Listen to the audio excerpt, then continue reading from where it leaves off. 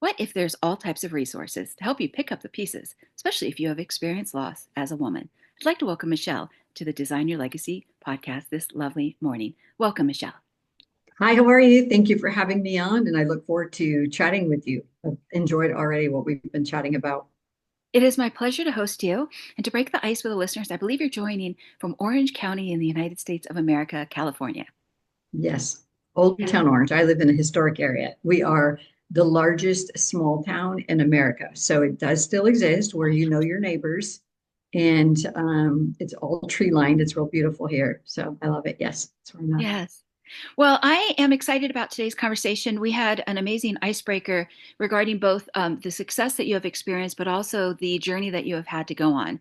And you have worked with some amazing companies. If somebody has an opportunity to check out your website, you've also worked with celebrities, as SoCal is the land of the rich and the famous, but bump, whether that's the Kardashians, Justin Bieber, etc.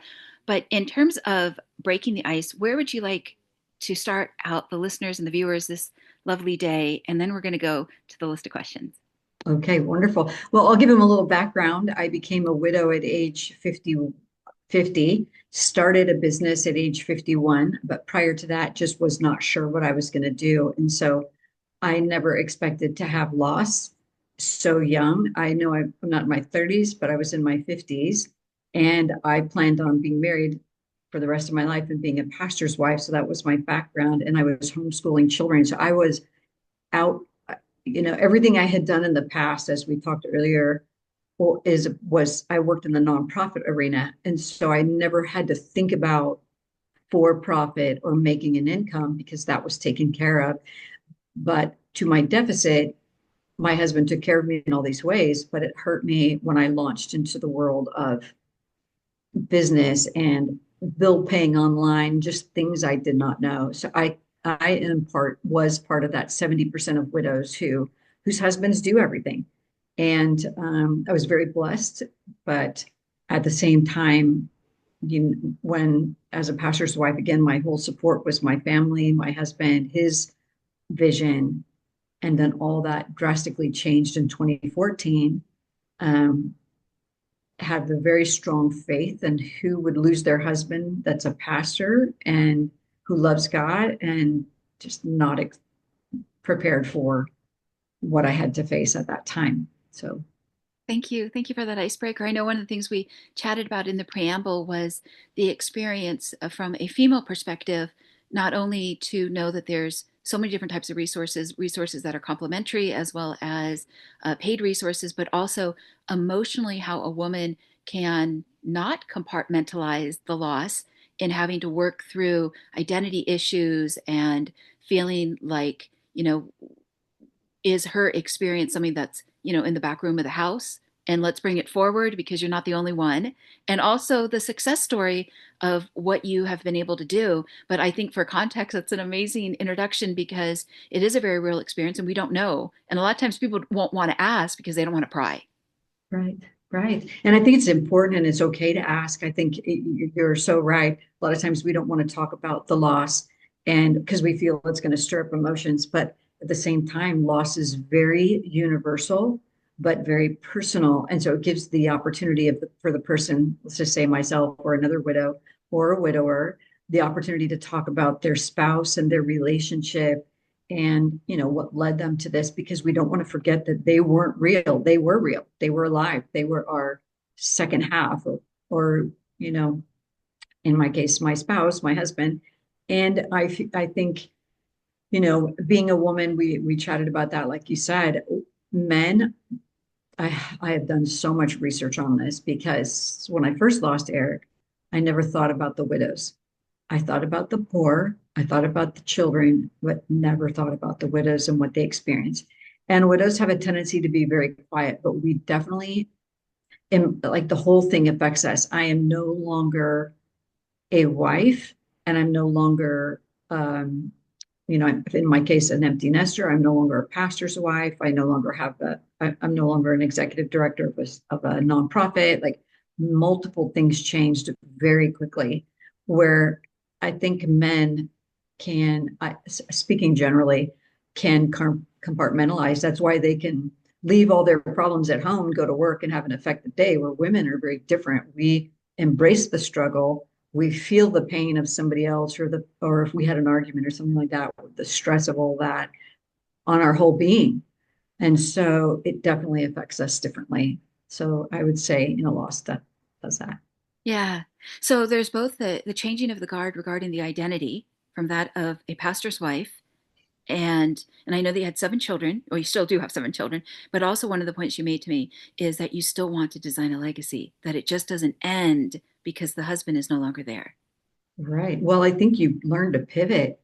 And I think that's the cool part of the age we live in now, is that you can. We do live in the United States of America, and there might be at times political upheaval, but at the same time, the United States provides us opportunity to grow and move forward and make changes. And as I was saying, resources, because I didn't know anything about money. I didn't know anything about paying a bill online. I didn't know anything about how to move forward, but I was able to go online and get help, you know, from a lot of people, like either free resources or some were paid. So I hired a finance coach for me in my situation, because I went to an advisor and gave this advisor a lot of money because I didn't know what I was doing.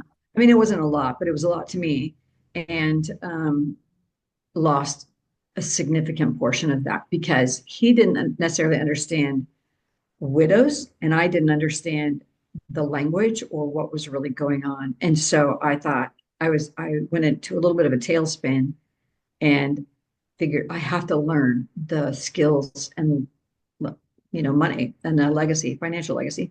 So I have 2 degrees. I have a master's in business and a master's in counseling. And the business taught me nothing because I'd been out of the workforce for so long. But the skill set and discipline of educating myself was very important. So I became board certified as a finance, grief, and life coach so that I could be that person I needed, because there really weren't a lot of resources for widows. Yeah.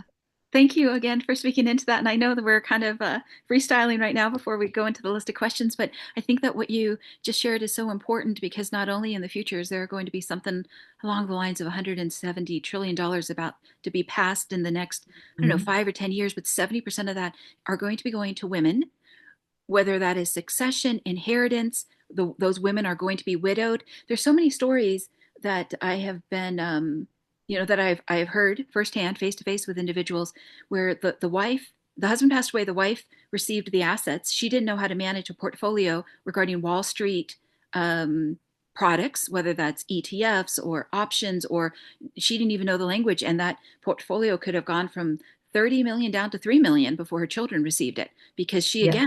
she didn't want to necessarily ask the question. She was going through a range of emotions. She didn't know who to trust and all of the above. And so I think your Yes. presence here today is great because it's going to be claiming some space regarding unspoken pink elephants in the room. I think it's so true because I created a class from that as a result of that.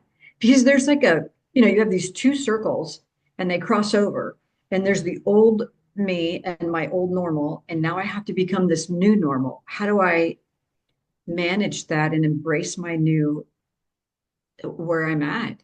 And gosh, there's so many great books out there. I bought every book I could on widowhood and finance, and found that about 75% do what you just said, and that is they become impoverished no matter what they receive within 3 to 5 years because they don't know what to do. And so I realized I have to be that person from a legacy start to the advisor, because if they don't know how to handle their emotions, which is exactly what you said, you have family that call on you, you have all kinds of different people pulling on you, and we're nice, so we're going to do these things. Or if we just don't understand that we're not all, just because they might have received some type of resources, you don't have it all, you don't know everything, and that's not going to last you a lifetime, so you have to figure out how to manage it. Yeah. Thank you for saying that. I'm going to say one more thing and we're jumping into the first question. Sure. One of the things I admire the most about you is that you wake up at about 3:30 a.m. in the morning and you pray. And I I thought to do. myself, what a great partnership Yeah, it's my salvation. So it's definitely, I was not a pastor's wife in name only. I love the Lord and have a personal, vital, living relationship with Jesus Christ. And there's no way I could be where I am today without Christ. And so even through the ups and the downs, the valleys, it's a thorny path, and so you do have to have a partner. And for me, that is it, God is my partner. So I'm up at 3:30. I pray for about an hour to get myself, some people meditate. That's what I do. And then I work and then I do a Bible study after that. And I've done that for probably 29 years. All Yeah, right. long time. Yeah. Well, let's jump into some of the good news regarding the business that you have created. And again, kudos to you for pulling yourself up by your bootstraps, because I Thank also you. shared with you that you have a very determined presence about you, which is lovely. I think it's survival. And then you want to thrive, you want to do well. It's like you learn a lot too through the process. Very, very cool. Okay. Can you take us back to the moment you realized there was a business opportunity in luxury mobile gift wrapping and what sparked the idea? Okay, so I need to go back a little bit further than that just to lead you up through the process. Does that work? Yes. Um, I I was paid a stipend by the church for a year after my husband passed away, but knew I had to pass the church over. So, as I mentioned before, I was an executive director for a nonprofit feeding the working poor. That is something I started while raising my children and homeschooling them because people were in desperate need of food. They were cash poor. They had big homes, big cars. We were walking into a very difficult time as a state and a nation. And my eyes were not on the economy. My eyes were on who needed food. So started that with $5 in an envelope and grew that to feed about 73,000 people a year in Orange County, where I currently live. Raised my children to be involved, so they all learned community skills. Um, then in 2015, I needed to give that facility back to the church. So now I was out of everything like this, husband gone, children launching out and finishing up school and getting married and things. And then the nonprofit closing. And here I am, I've got to make an income. So I was interviewed there's a couple that were volunteers within the nonprofit, and they said, Michelle, we have somebody who'd like to interview you to give you a job. We know you need a job. So um, I said, thank you. I appreciate that. And went and interviewed with this gentleman in July or August of 2015. So, and keep in mind, I hadn't been in the workforce for 14 years. So the world had changed. Who's going to hire a 51-year-old? And, I wasn't a CEO or anything like that. So there wasn't the skill set behind me, except for what I had been trained in, what I'd already been doing. So, went to this interview, and was to be a director position over a facility, a rehabilitation facility. And he's telling me, we're a five-star company. You're going to be working on the weekends. You're going to work 60 hours a week. And none of that scared me. The issue was, or bothered me, I have two more children to launch. So my vision, I'll be supporting his vision while losing potentially two other children with the struggles of their own grief right now. How can I align that? It doesn't fit. So I basically got tunnel vision. And then driving home that day, I was thinking, gosh, I'm like, Lord, is there any way I could start a business where women could work when they wanted and could versus have to? I loved the Uber business model. I thought that was ingenious. People could drive around and work when they wanted. They could pick someone up. They could go home. They could come back. There was just everything about that business model I really liked. And they were still fairly new. So it wasn't necessarily looked upon as positive as it is today. Um, so get home, and one of my sons said, Mom, you had a gift basket business when you were young. Why don't you start that again? And I said, hey, gals, if there is a way, this is my daughter-in-law, my sister, some friends, if I could start a business where each of us could work from home and then on projects come in and work together, would you be interested in that? And every one of them said yes. So their Nifty launched, that's the business, Nifty Package Company, launched. And it was really more the gift basket space. Well, keep in mind, I had no idea how to make a profit. I didn't understand spreadsheets. All I knew is, oh, I can make a pretty basket and sell it. So that I learned a lot over those years. Ended up going and working in the financial services space. and because I had to work full time while I was growing Nifty. So we grew and continued to grow, and then I just learned the hard skills of what needed to happen in order to make a profit and grow the business. So when I would go out and network, I was terrified. I was so scared. I didn't know what to say. I didn't know what a pitch was. I It was just embarrassing. If I could interrupt for a moment, I love the Sure. fact, yeah, I love the fact that you took with what you were already good at and ran with it.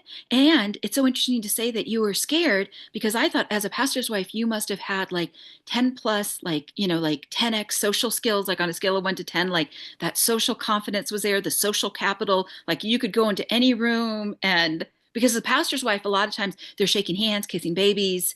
Yeah. Well, that's so different because it was so community where now I'm going out into a field I know nothing about. Mm. And, everyone seemed so skilled. That's how I viewed it. I was probably very wrong, but it's how I viewed it. They know what they're talking about. I had no idea because I didn't understand making a profit. I didn't understand what the word networking really was. Like I just was literally thrown into the pool in terms of not having a life raft or training. So I had to figure things out. I guess I want other people to know that it's okay, launch now, learn later, which is basically what I did. And continue Watch to now, grow learn your, later.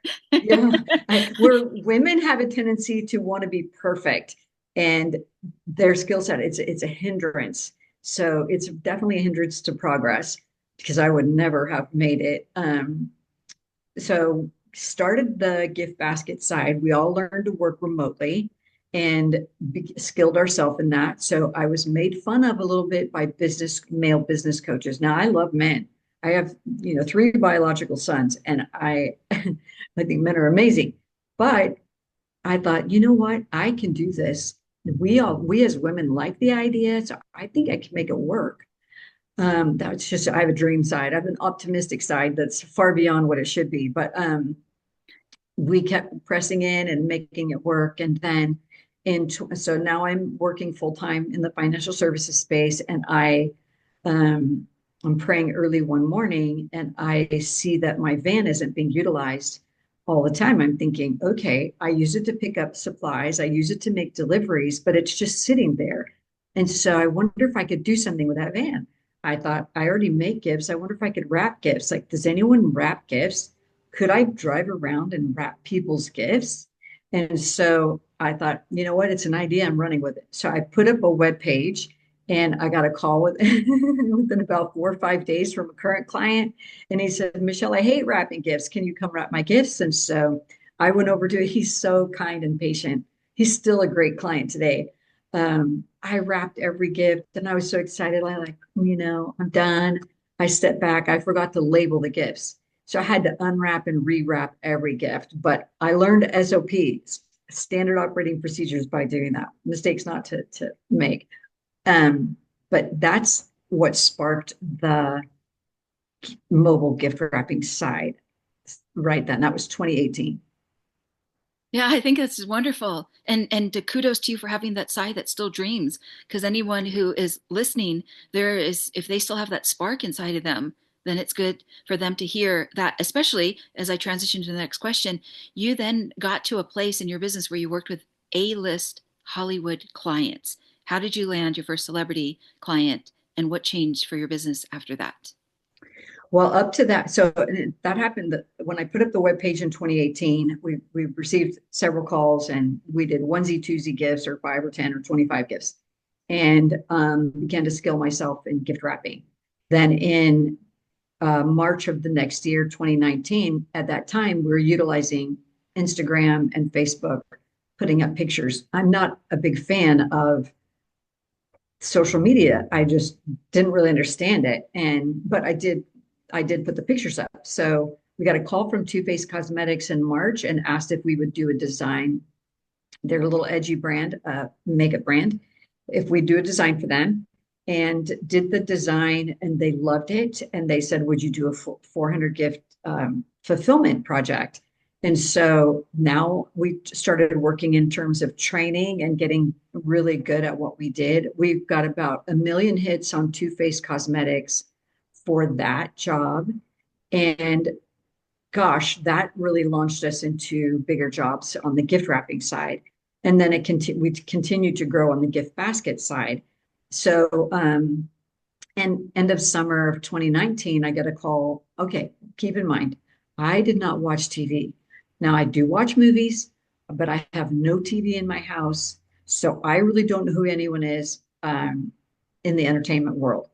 So I I get a call from the Kardashian estate manager. She said, "Hi, my name is blah, blah, blah. I'm the Kardashian estate manager, and we saw your Instagram posts, and we've been following you. And Kim would like to know if you'd be interested in creating a design for her." I'm like, "Who is this? Like, who's Kim Kardashian? Who's Kanye? I don't know who they are." I call my boys. I'm like, "Boys, I don't know who they are." Very sweet gal. They said, "Mom, they're the number two influencers under President Trump. So you have got to do that job." So I took my team, arranged the schedule, took all my gift wrap paper, all my supplies out to her home in Calabasas. And this is when I transitioned from pastor's wife, mom, grandmother. I'm a grandmother of nine, to business owner. So I walk in, I wrapped several gifts, samples. She did not like any of them. And so I walk outside and I think, oh my gosh, there's no way I'm going home without a sale. That's not happening. I couldn't even believe That's I your was in this. determination kicking in, right? It Yeah, the was. look I'm of like, the determination, the presence of I determination. can't. I'm like, Lord, please give me an idea. Bingo. I walk in and I ask if there's any fabric, and I did a Firoshoki, a Japanese wrap, and she loved it. So that is what launched us into the celebrity side. Um, and then referral, word of mouth, we just did a great job. We're very good at what we do. And now I have a superb team that's been with me for a long time. So they know all the clients and the work. And then it just began to spread nationwide. I received calls from Coach and Versace, a lot of different big name brands to work in their stores. We have quite a list. It's not even on our webpage, but Meta, Google, um, Stout Clothing, J. Crew, Old Navy. Just there's so many. It's Ferragamo. it's so interesting. Many individuals think about swag for companies like Facebook, but they're not thinking about the blind spot of yeah. So it's so It interesting. did, Yeah, go yeah. ahead. Well, we just did it. What we do is PR firms will hire us to do all their setup and their work and their gift wraps to make it look beautiful. So I just posted something on X when we were in Meta. We did we just, when they did a launch, we wrapped all those gifts to make it look stunning and beautiful. So that's how we get hired as well. Yeah. Yeah, yeah, and apparently Justin Bieber is very nice in person. Very kind. This couple they're very sweet. I mostly work with Haley and her estate manager, who's also darling. The media portrays some of these people terribly when the truth is they're very sweet and very kind. And sometimes they just need a break.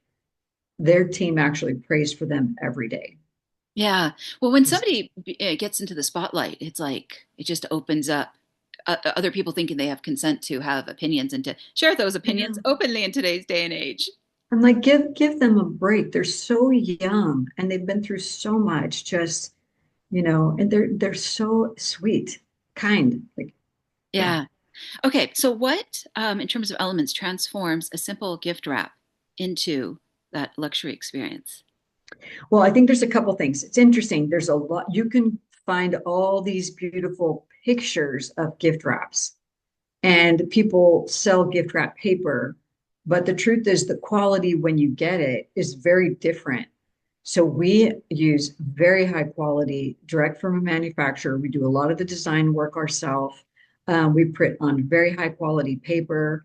We use fabric ribbon, double face satin or velvet, or it's just that and then the way it's less is more. So when I have to train gals, they're good gift wrappers, or they really don't know how to gift wrap. They think they do, but they don't. So, there's seeing the tape. You should not see tape in a gift wrap. The tape should be hidden. So we do what's called a blind wrap. We actually invented that. And it's used all over now, but not being able to see the tape, but making it beautiful, making the gift presentable and elegant without being overly foo-foo-y. We don't do that.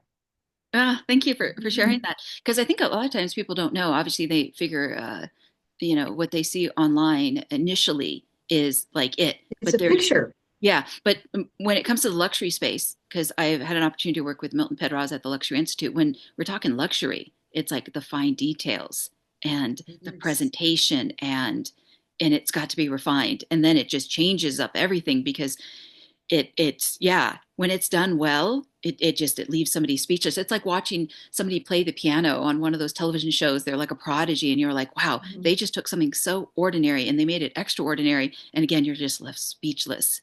Right. And it's the same with our baskets. So we are in the luxury gift basket space. So our baskets are our average sale is $230, but it goes up to 2000. So it Hmm. depends on what's in the basket.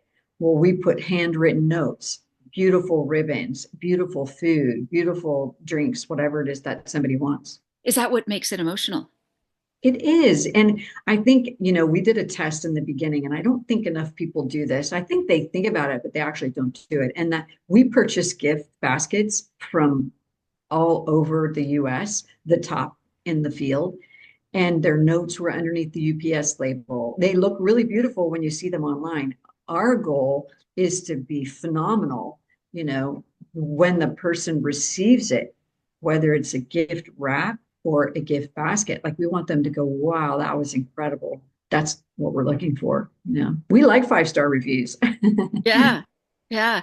It's interesting. In the coaching and advisory space, if a client feels seen, heard, and understood, woo, that is better than their coffee that morning. That's, premium. That's better than any Hollywood movie. That's like a breath of fresh air to be really, truly seen, heard, and understood. And I imagine if someone receives a gift basket and it meets what they need, want, desire, their identity, their values, it's like, woo. It's huge. I just wrote a blog post on cultural giving, and I think we forget, we blanket gifting, and it doesn't even have to be very expensive. It can just be done well. And we sent out beautiful gifts to the Muslim community in another country. And so we sent really beautiful organic, like figs and fellow coffee pots and beautiful organic coffees. Like there's certain things that they don't want or can't have. And right away, it's offensive to them. You know, somebody might put maple bacon popcorn And in a not know, basket and not know. and not Yeah. realize, okay, that's inappropriate. And so, you know, And the gift appropriateness is, the gift becomes an insult. You don't want to go there. Yeah. yeah, right. You don't want that. Okay, so share with me and the listeners and viewers, if you would, some of the struggles in your hero's journey. You asked me a really good question. Okay. Is this the one? Can it be fun Anything that you would like to share, because this is real world. You're yeah, pivoting in your identity and you're going into a business and you've got some reference points, but really it's like you're walking in the dark. And then it's absolutely. blowing up and it's doing well. And you have to ride the wave of that momentum. Yes. So I'll share two struggles. One kind of semi-humorous and the other one serious. So at the end of 2022, we had just continually doubled and grown our business and it had gone very well. But that was 2 years after COVID. And when COVID hit, we were completely prepared where other people, didn't know what to do. We were already, we might have been made fun of, but we had it all figured out. So it was very cool. But going into 2022, I'm sorry, coming out of 2022, I lost about $35,000, quite a bit of money that year. And so I was racking my brain trying to figure out why that happened. Because the truth is, I didn't understand cost of goods and profit and raising your prices. So I don't know if you remember, but 2022 was a pivotal year where people just didn't show up for work. Shipping costs went through the roof and all the cost of goods went through the roof. I did not pay attention to that and I did not raise my prices. So, although that was very pivotal for me in terms of, there was a gentleman who wrote a book, Michael Gerber, just on systems, and being an entrepreneur and trying to make sure you have systems in place. So he co-authored a book with another gentleman. It's the CFO as an entrepreneur. And he said, if you don't know why you're doing well, um, you're being impertinent. And because if you don't know why you're doing well, then you won't know why you're not doing well. And I think sometimes we think, our product's doing well, our business is doing well because we're making a lot of money, but we're not understanding the pitfalls behind what's going on. So once I learned and understood all that, I grew about 187% that next year. But I had to go back and figure out what was wrong. And so that taught me a lot, like watch every dollar, every size box, how much time does it take to do this? Like I had to really hone in on those skills. The second thing that was kind of funny, going back to the Kardashians, just because it was there, but they had us do some silver gifts, and these were white glove gifts that we did. We designed a very cool look and feel, but we had to use gloves because the silver could make a mark. It could make a mark, so we didn't want to do that. Anyway, we had to make a delivery to one of the other siblings, and I had my van. Well, I had another gal with me in the van. So I had to pull up to the front of the house, load up all the gifts into the van.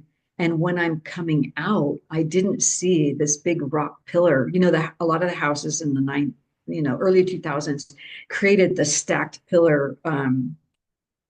They're like in the driveway. I didn't see it. I took out the whole side of my van, and I'm thinking, oh my gosh, they're seeing their gift wrap company take out their whole side of their home. But all I was worried about were the silver gifts with the white glove experience. I'm like, save the gifts. So we ended up saving the gifts. Thankfully, I didn't damage anything on their property, but it cost me a lot of money to repair my van. So, lessons learned. Watch where you're driving. It's like, goodness. Anyway, it Yeah, yeah, that's real life. is. It was pretty funny, especially when I'm like, save the gifts. It wasn't about the van, just the gifts. Yeah. Well, I would like to think you can laugh about it now, but I'm sure in that moment it was high stress. Oh my gosh, yes. Oh my gosh. Because if it's on camera, which, the camera's everywhere, which I'm sure it was, they're probably all watching me going, no, because I could have damaged their facility, but I didn't, thank the Lord. Well, hopefully you can laugh about it now because Yes, yeah, I'm sure they received the gifts and the silver was very nice and at it the was end that's what beautiful. they will remember. Yeah. Very cool, very cool. Okay, so share with me why do you think people, especially in the luxury space, value the art of presentation so deeply? Well, I think the thing that they understand well is the return on investment or return on the personal investment. Okay. And there's a law of reciprocity. The thing And is, I'm sorry to interrupt you, and no, yep, relationships become an asset. they do. And I think the gifting side, I think a lot of people are very generous, but I think in the luxury space, they do have it's a different kind of expectation, and they understand the value behind what they're doing. I find that a lot of companies, they might be doing well as a company, but they nickel and dime on their gifting, and they don't realize the return on that investment. The person receiving the gift is going to feel that. Where a Mm. luxury gift basket or that's been really thought out well, it doesn't even have to be luxury, it can just be beautifully done, has been thought out, a handwritten note is put inside. The person receiving the gift thinks in terms of, okay, they really thought about me. They thought about what who I am. And in terms of like what we talked about earlier, Well, that how they've their taken the time to even write that note. time Yeah, because if it or feels like it came off of a conveyor belt, then it's like, ooh, mhm. yeah. And we hand pack everything. So we don't, it's made to order. We don't have these boxes pre-made everywhere from other countries unless it's purposely from Paris or whatever. But we don't buy food like that or gifts like that. So I think, just the return on investment, return on their gifting, and that it's just thought about. It's well thought out. Yeah, I think there's a part of someone's business that is the product and the service, and then there's another aspect of business where there is the maintaining of relationships, and it's not just that new customers are one thing and acquisition uh, compared to long-term customers over a lifetime. I think it's really when it comes down to that relationship, Mhm. is it really does party A really care about party B? Because if they do, whoo, they'll do business forever. That's right. And I do think that's important to maintain your client relationship. Even if you don't hear from that person for a while, they still will know that you thought about them. And I think that's what's key. Those are things they're just not going to forget. And I think for me or for other people who are in the generosity space, it helps you because you have an open hand versus a tight fist. Mm, And you're just like, here you go. It can be something, some people, again, like, we might get a $20,000 job. I'm going to give them a $200 or $300 bottle of wine because they're very valuable to me, and the the return is the relationship is just so important.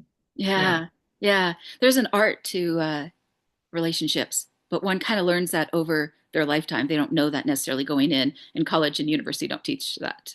I know, and it should be a skill. It needs to be taught. As this is the Design Your Legacy podcast, what does this word legacy mean to you personally? I think legacy for me, it's a couple of things. Legacy would be, what am I leaving behind and what am I leaving right now?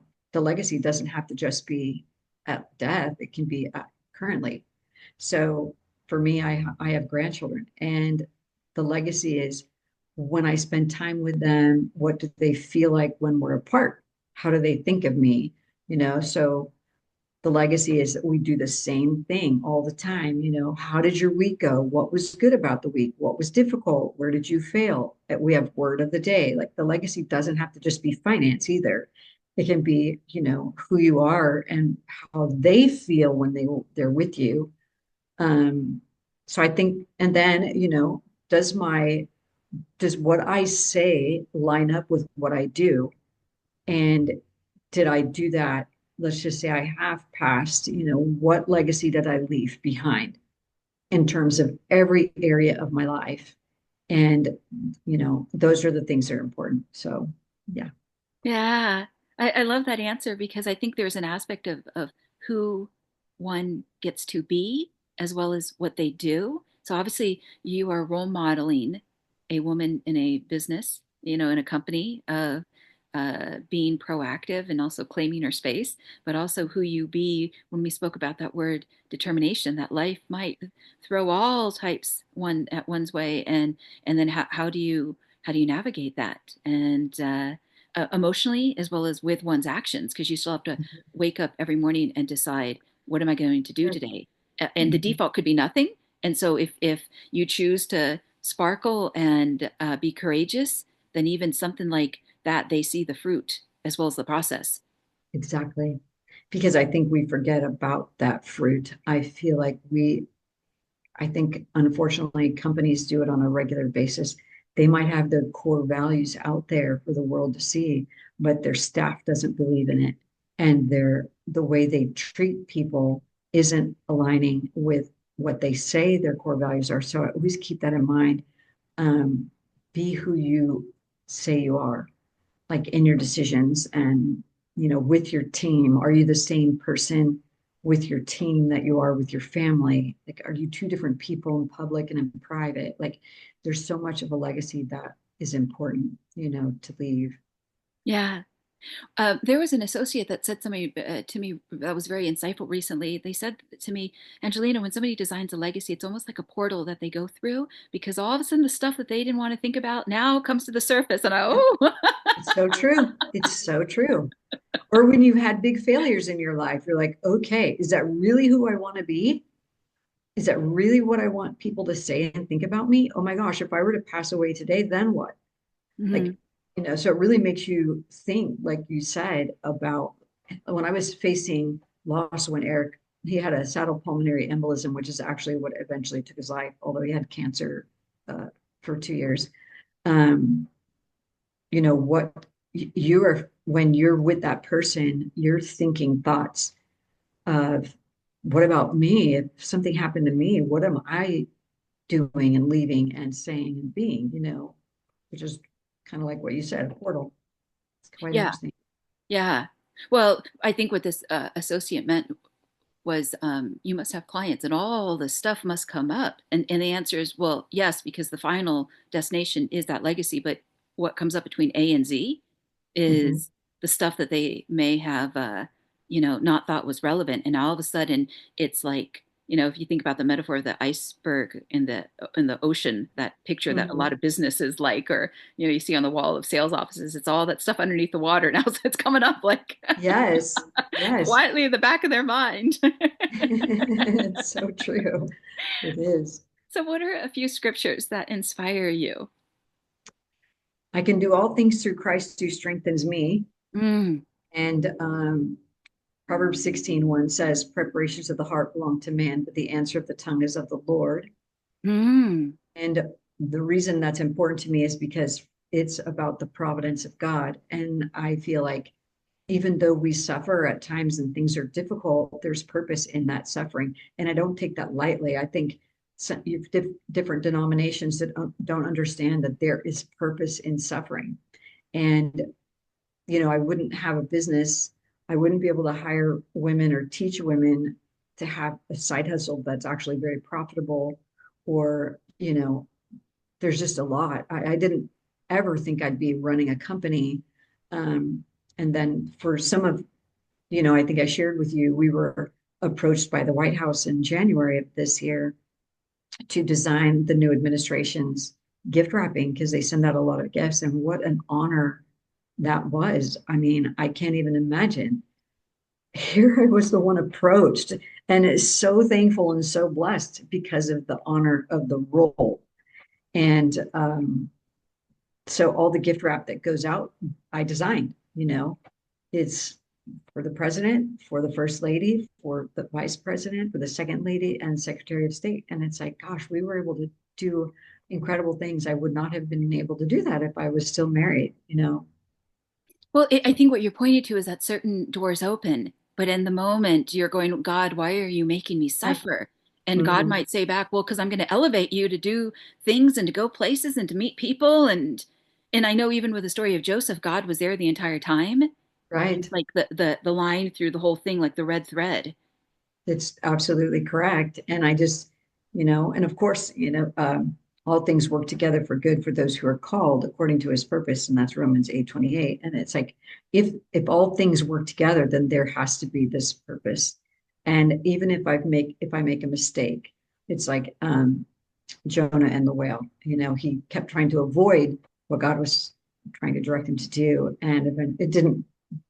God predestines, and he's providential. So in that case, he knew that Jonah was going to jump, and eventually the purposes still were fulfilled. And so, through all the ups and downs and suffering and difficulties, God does, and even in our failures, God knows. Yeah, Jonah was a stubborn one. Yes, and I think we're probably more like that. We think we're like Joseph, but the truth is, we're probably more like Jonah. We run. Nope, I don't want the heat. I don't want to go there bad. I don't like them. We're more like that, if we're to be honest. In 1 to 2 sentences, what would you like your holistic legacy to be? um, Again, did I live by my core values? Did I live what I preach? Um, am I training my grandchildren for the next generation? Because I feel like the parents are trying to raise them. So I have opportunity to help them and grow them. That's where and did I help women who are older than 50? I want to help all women, but I think for me, it's a movement of women over 50 in terms of just feeling supported and encouraged and inspired. Yeah, absolutely. There's so much wisdom that's there. And I think that to be able to open up that space is a very smart decision because you don't want that wisdom to be lost. There is an associate, and I've never spoken with him directly. He's got something called the Modern Elder Academy, but what he is speaking to is that experience of what is it that individuals over age 50 can give. and so that it doesn't get lost, because the new experience doesn't have to look like the experience of the 80s or the 90s. Right. There's a gal, it's quite interesting that she had a negative impact on me actually, where she's in her 80s and she writes for a company and has written a lot of articles, and it's probably been a good, 10 years since she's really written anything. So I asked her if I could repurpose her writing. And she told me yes at first, and then second, she said, no, I'm just going to let it, die with me. And I was a little surprised, because it's like, there are so many people who could use your wisdom, Hmm. and you don't want that to go on to the next generation. That was hard for me. So it helps me in terms of what do I want to do? Do I really help people?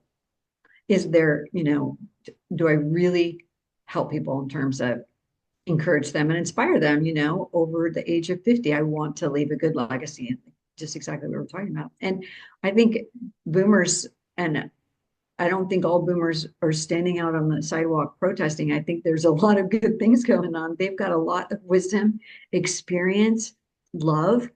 Like, they know how to hug and love and cook, and just things that, and, we have this running business world, but the truth is there's so many great things that women can do over 50. And I think it's starting to take off, to be honest. And society needs them. Mm-hmm. Yeah, in the void of, like you had said, not just homespun common sense, but their life experiences being passed on. Because a lot of times there are answers that the younger generations are searching for, but they don't know who to ask. And if they're in their bubble of isolation, then Right. yeah, then that lady that you spoke of, if it's shame that's holding her back or a lack of self-worth, then maybe one day that will no longer cripple her. I don't know what her thing is. I just know that lack of self-worth is what stops someone from designing a legacy, because they don't feel like their answers are good enough. And I'm always surprised by that. Mm-hmm. Or we let a political movement change that, when the truth is there's so much wisdom from so many of these women, Hmm. all walks of life. It doesn't matter where you're at, who you're with, how you support, what your beliefs are. The truth is there's so much there that can be given and shared with others. So yeah, I agree. I love that word you said, homespun common sense. It's a great word. Yeah. Great Yeah. common. Well, there needs to be some more homespun common sense. I think people I could be think losing that these days. I mean, yeah, just basic core skills. common Yeah. sense.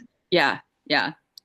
Okay. Since the values are what I metaphorically call the four legs of a chair. When it comes to one's legacy, that's the foundation of what holds their legacy vision up. What might you say are your top four core values? Well, I would say if there's a chair, a little stool. Mhm. I thought that was a great analogy. My faith, my family, um, my health, and my business. But supporting that would be integrity, generosity, compassion, and respect. So, we may not see things the same way, but I'm going to respect you and your thoughts and your belief system, because I want you to respect mine. I think sometimes we've lost some respect, so I want to make sure I'm respectful.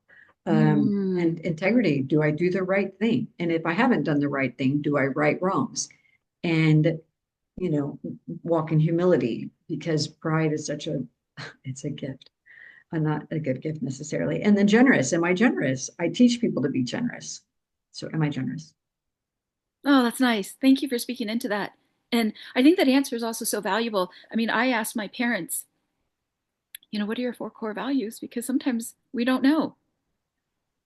You're right. I mean, I wrote a big blog post on core values because I think we miss the mark in terms of um, saying one thing but doing another. If we say our family's important, when something comes up, are we chasing the dollar? If somebody's important event comes up, like, I made it my goal. I have my three biological sons, all my kids are grown, and they all have big careers and big jobs and are doing very well. Homeschooled kids, which is amazing. So when they call me, everything else stops. Or they say, "Hey, mom, I'm going to drop a coffee out for you." Everything stops. Like, they are my life. And if I say I'm a Christian, do I spend time in my faith? And then, like, so live your core values. And it really does make you think in terms of your core values change a little bit too, because now I'm a widow, so I don't have a husband. I don't have that same um, family focus that I would have before. It's shifted. So, Yeah. Thank you. Thank you for speaking into that. Yeah. That's lovely. Thank you. Yeah. how But about you? What are your core values, oh, Angelina?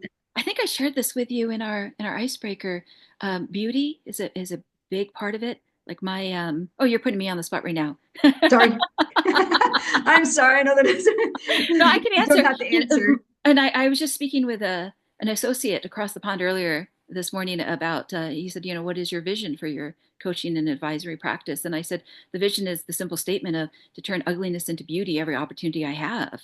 And That's if that, wonderful. yeah, and if that ugliness is dysfunction, if that ugliness is shame or the lack of self-worth or limiting beliefs or, so many different things that, or a story that somebody's telling themselves that is not empowering them. So I say beauty, but it's not necessarily something that could be a An outward painting. appearance. Yeah, Yeah. beauty comes in a lot. Beauty could be that somebody's finally shining their light and they're not Mhm. weighed down by darkness.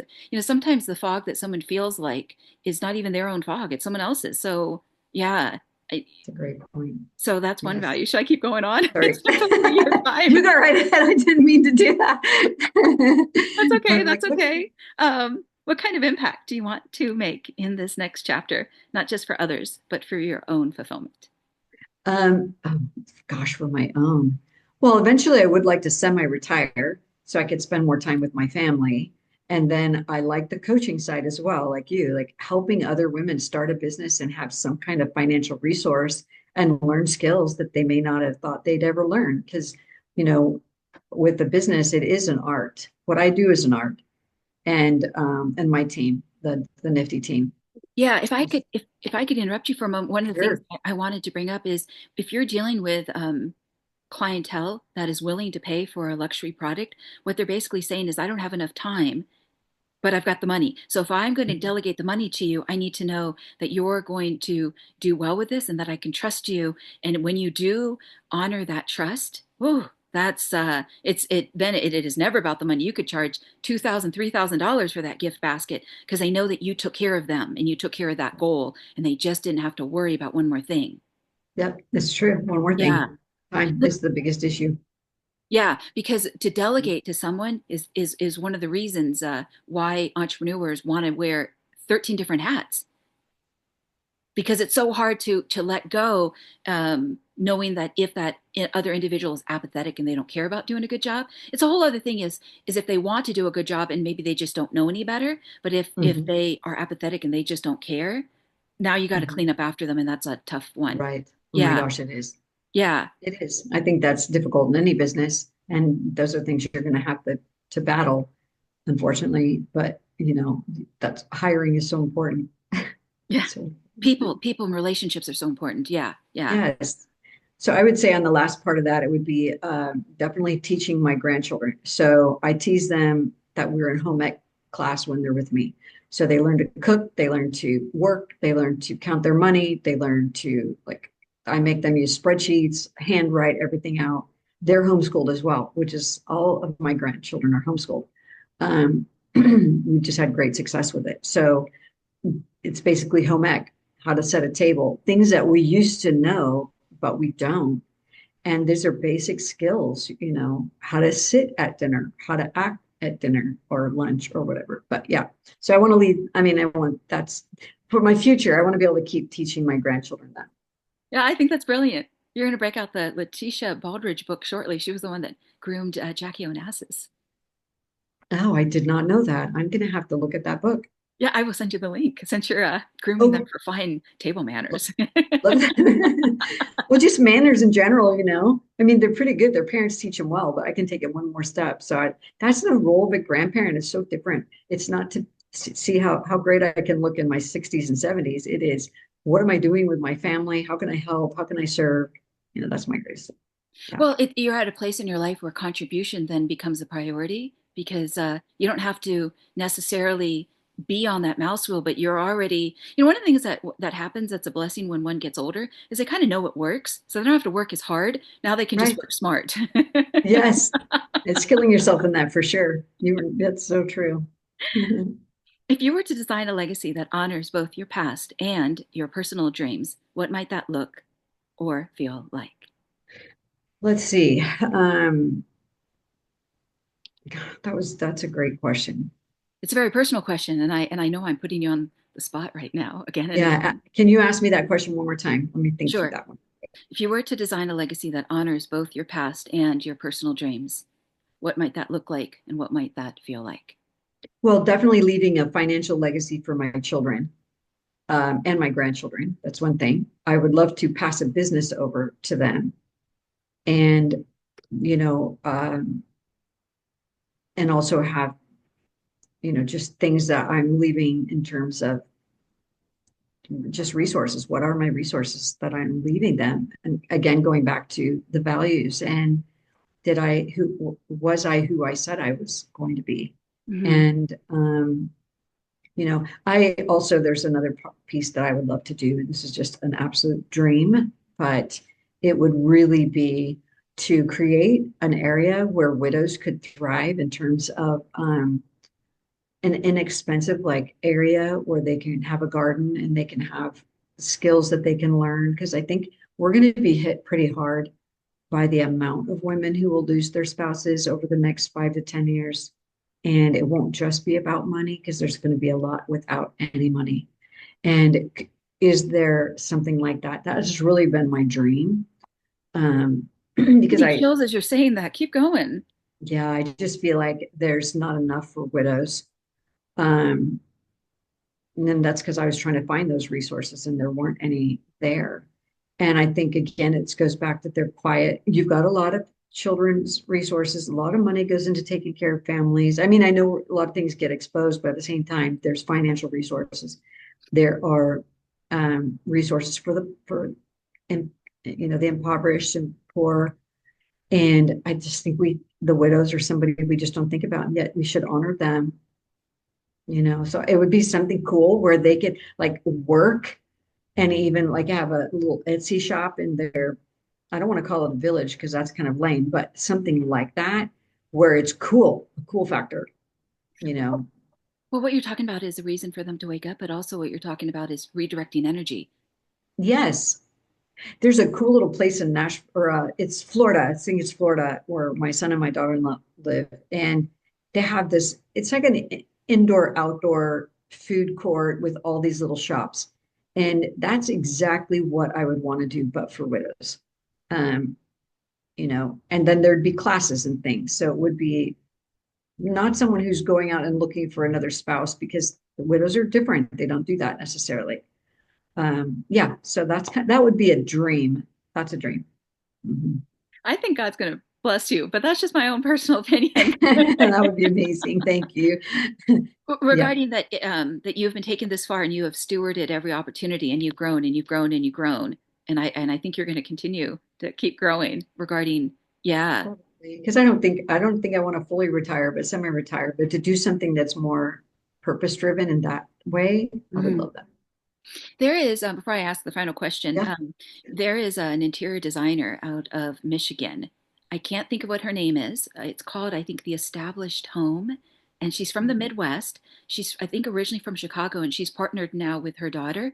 But what she talked about on many of the, I think she's on the Magnolia Network, which is run by Chip and Joanna Gaines. But one of the things that she spoke about is a lot of times people would think that a woman who is a grandmother would be winding down. Oh no, her design practice is just blowing up and she's winning awards and obviously doing this show on the Magnolia Network. And she started out with kitchens and then moved on to renovating complete houses. But I just Mhm. remember her talking about that just when she thought it was going to slow down, her skill set and the demand out there of people that said, hey, you know what you're doing? And we want you no matter the price. Yeah. And that's why she had to bring her daughter in. Oh, how cool. I think it's a resurgence in terms of the value that women over 50 bring, just as we talked earlier, but the skill set. I mean, there have been a lot of women-owned businesses that have been that quietly work behind the scenes. They run huge architecture firms. They put lines under the dirt and the ground. They're proactive in their thinking. And again, you don't really slow down. I mean, I think this administration, whether you like them or not, they've done a good job in supporting women in their roles. It's been a blessing to see. So just because you're over a certain age doesn't mean it's time to slow down. It means, yeah, you have all the resources. Whatever your thoughts are, your success can help somebody else. And a lot of times we write books at that age. I mean, I look at J.K. Rowling and I just love her. She's probably a year younger than I am, but she's got a lot to offer. Yeah, absolutely. Absolutely. Yeah, yeah. I want to make one other or share one other comment before you share your website and I read the final question is you spoke earlier on about how there was this thought of who is going to hire someone who's over age 55, et cetera, et cetera. And I think about how in the last, gosh, 5 years, they need people to work because there's signs and windows. And if people aren't showing up to do the work, even as an employee, then there's a shortage of cashiers in retail stores. There's a shortage of the people that make our food if we need to stop by a cafe somewhere, etc. And Mhm. I know work is not sexy, but sometimes there is a demand, and the Mhm. people do have to show up regardless of any age, especially if they're not allergic to work.